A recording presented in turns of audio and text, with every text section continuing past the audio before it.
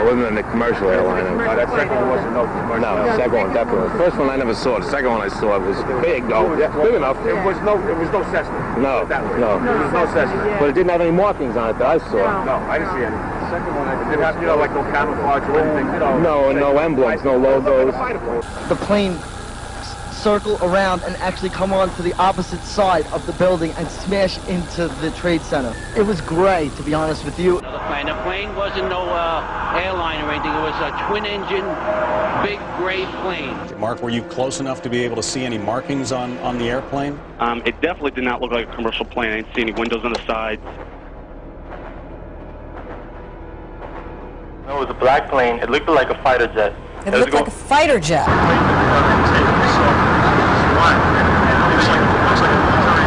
And it didn't look like a commercial jet. It was like a military plane. It was a military plane. Could be a drone aircraft. That's an aircraft that's guided electronically to its target without having a pilot.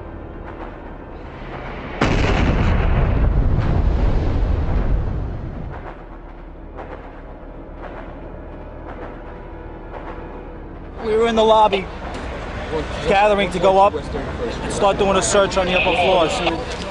As we were getting our gear on and making our way to the stairway, there was a heavy-duty explosion. Everybody just started running for the door. Everybody was trapped.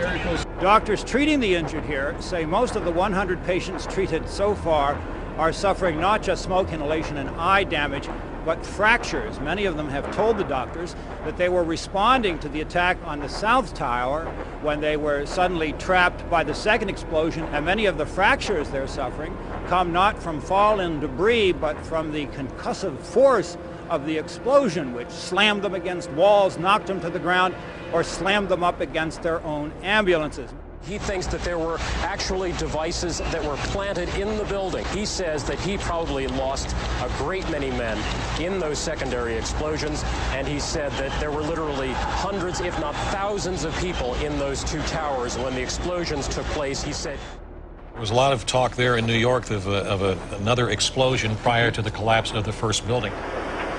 We're looking at the financial center. Two windows, two broken windows.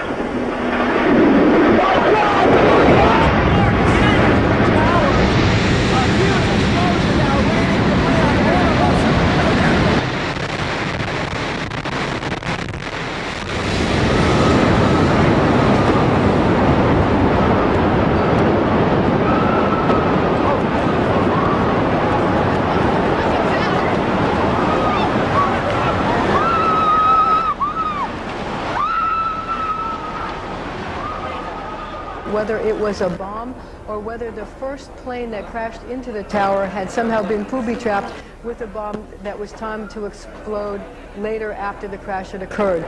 But CNN is reporting that there was a third explosion that caused World Trade Center 1 to collapse within itself and then collapse on other surrounding buildings.